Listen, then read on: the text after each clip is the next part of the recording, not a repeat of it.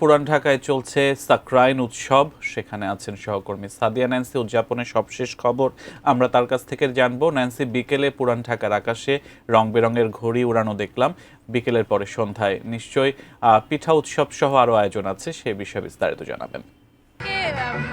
আগের বুলেটিনে কিন্তু জানাচ্ছিলাম যে ঘুড়ি উৎসবের শেষ পর্ব চলছে এবং ঘুড়ি উৎসব শেষে যে ডিজে অনুষ্ঠান সেটি কিন্তু ইতিমধ্যেই শুরু হয়ে গেছে। আমি এই মুহূর্তে শাঁখারী বাজার এলাকায় আছি।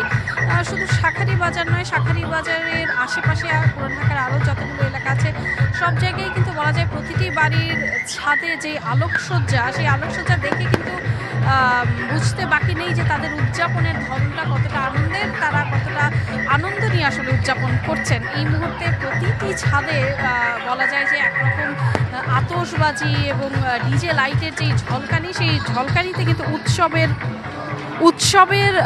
পুরোপুরি আমেজ কিন্তু বোঝা যাচ্ছে।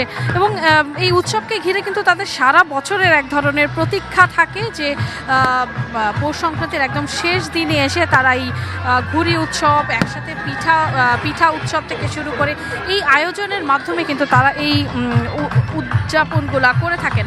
এবং একটু আপনার মাধ্যমে আমাদের দর্শকদের দেখাতে চাই, আপনি নিশ্চয়ই দেখছেন পুরনো ঢাকার এলাকাগুলোর প্রতিটি ছাদেই কিন্তু ডিজের যেই আলোকসজ্জা, সেই আলোকসজ্জা কিন্তু পুরো আকাশ একরকম রঙিন হয়ে গেছে এবং যে যার মতো কিন্তু উদযাপনের যে উপলক্ষ, সেই উপলক্ষ কিন্তু খুঁজে নিচ্ছেন।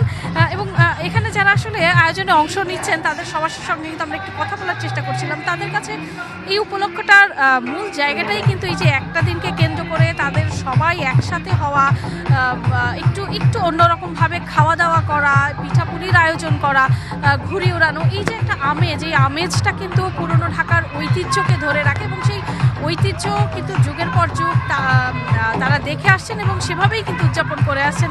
বলা যায় যে যদিও কিছুটা সীমিত পরিসরে এবার রাখা হয়েছিল নিরাপত্তাজনিত কারণে, এই ডিজে পার্টিটা কিছুটা সীমিত পরিসরে করার কথা বলা হয়েছিল প্রশাসনের পক্ষ থেকে, কিন্তু তবুও তারা বিকেলের 5টার পর থেকে সেই নির্দেশনা মেনেই কিন্তু যতটুকু সম্ভব যার যার বাসার ছাদ থেকে তারা কিন্তু এই উৎসবটিকে উদযাপন করছে।